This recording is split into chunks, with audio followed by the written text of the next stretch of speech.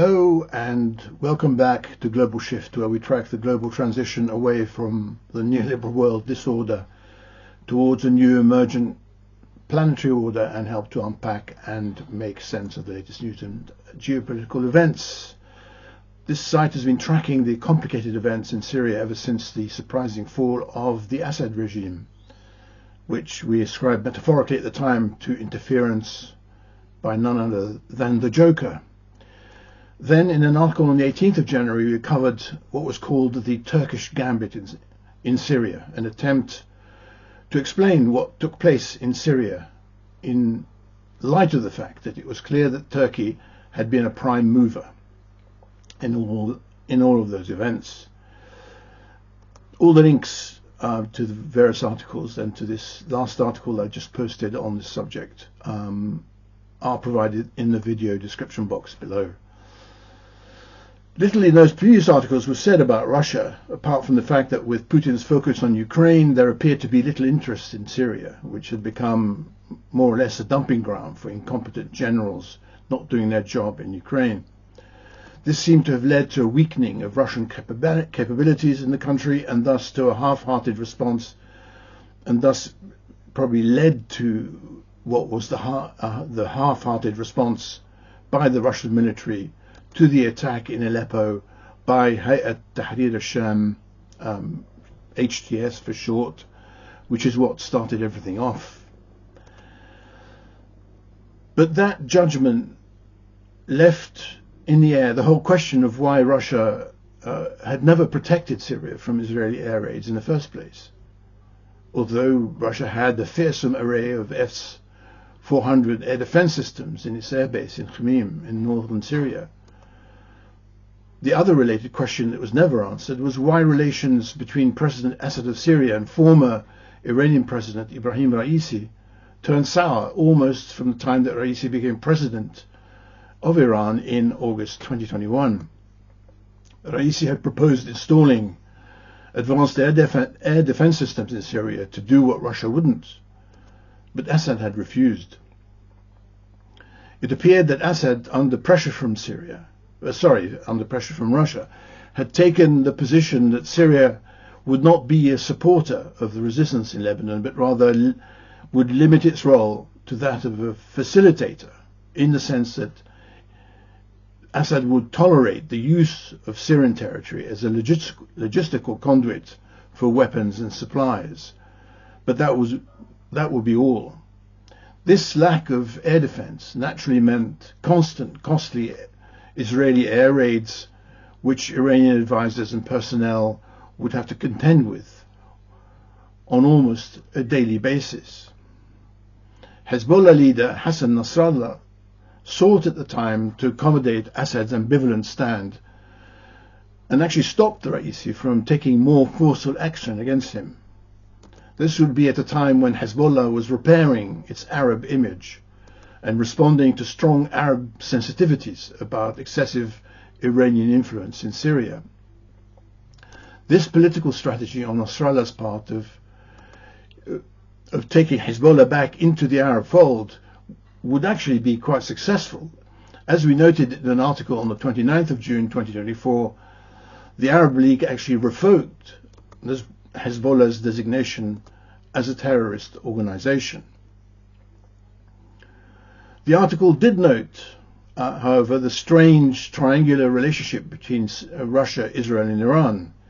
Even as Syria formed a route for the supply of arms from Iran to Hezbollah in Lebanon, this would be monitored by Israel under an agreement with the Russian forces based at Khmeimim that gave it a certain degree of freedom to operate in the skies above Syria.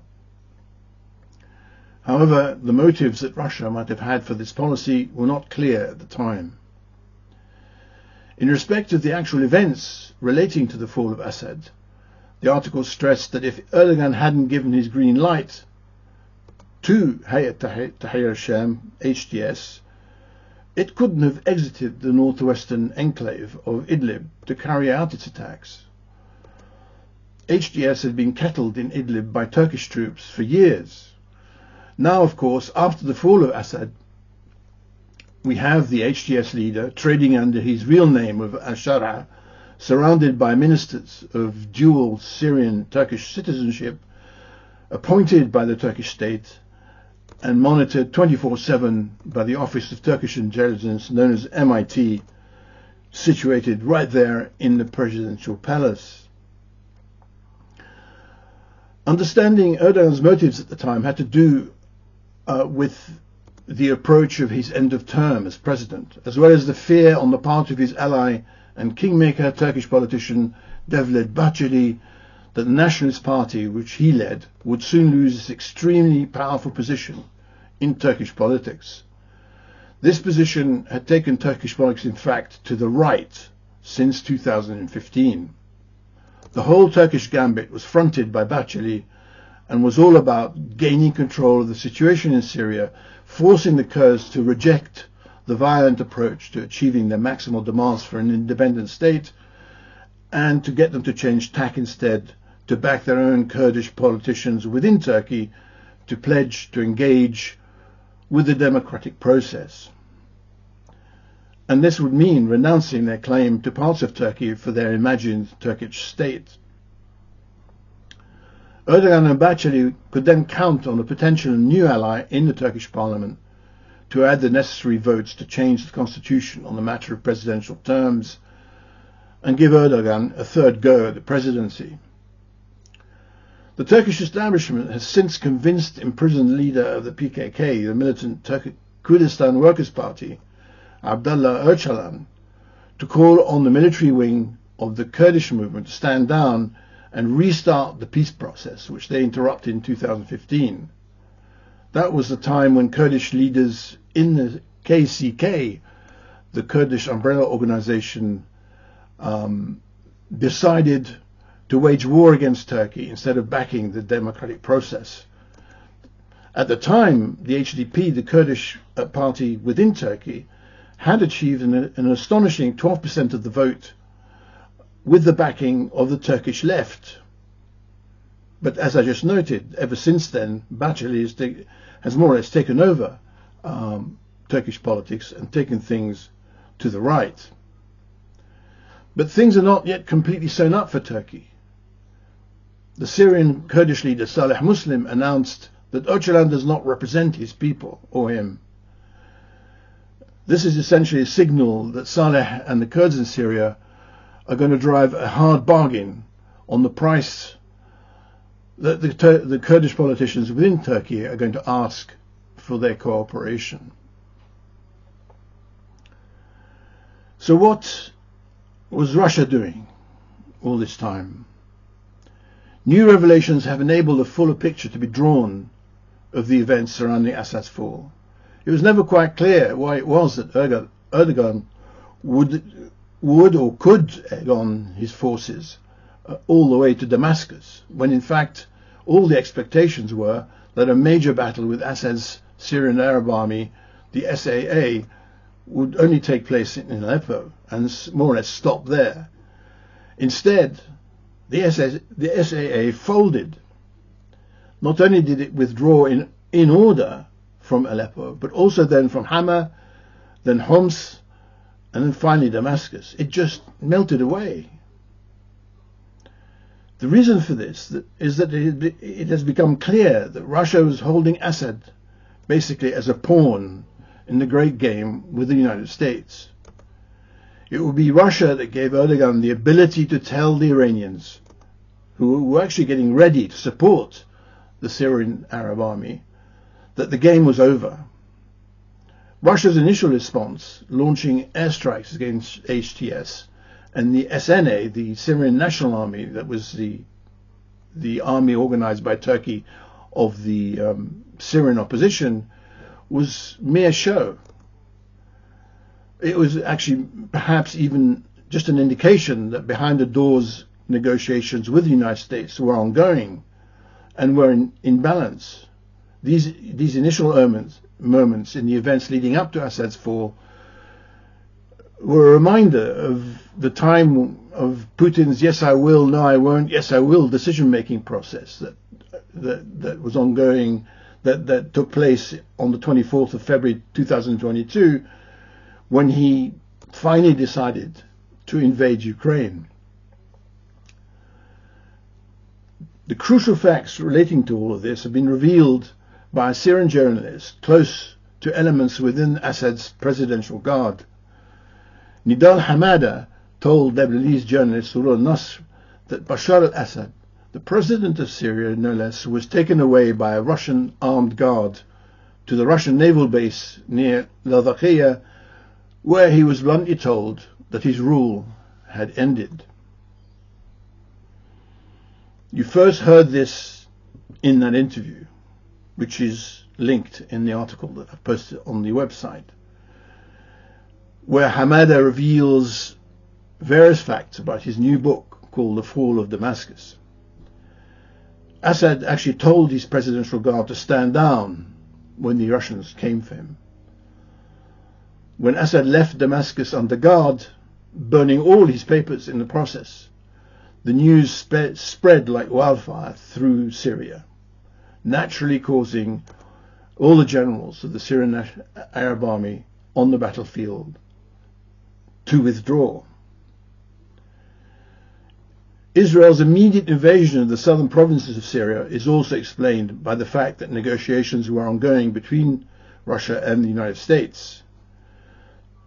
The middleman in these negotiations was a Syrian ally of Erdogan, close to the Turkish Baykar defense conglomerate run by Erdogan's son-in-law, Selçuk Bayraktar. His name was Khalid al-Fayoumi, and he had licensed drone manufacturing plants that he'd set up in Ukraine from Baykar. These drones actually changed the nature of war on the Ukrainian battlefield. Turkey has in fact been in the odd position throughout the Ukraine war of supporting Ukraine while at the same time breaking all US and EU sanctions against Russia, and even prohibiting NATO naval intrusion into the Black Sea on the basis of the 1934 Montreux Convention. This complex relationship between Erdogan and Putin actually began when Putin boxed Turkey in geopolitically with all the theatre surrounding the shooting down of the Russian jet on the border between Syria and Turkey in November 2015. Putin at the time imposed harsh economic sanctions as punishment on the Turks. But then after Erdogan publicly apologized and repented for something that he actually had nothing to do with, Putin saved him. Putin relented on the sanctions and then saved him from an attempted coup in July 2016 organized by Fethullah Gulen. He gave him information about the coup while he was holidaying near Bodrum, and this allowed Erdogan to quickly take a flight to Istanbul, avoiding assassination. Be all that as it may, in the Syrian theatre in 2025, Israel was informed of developments blow by blow and moved into Syria as soon as it could.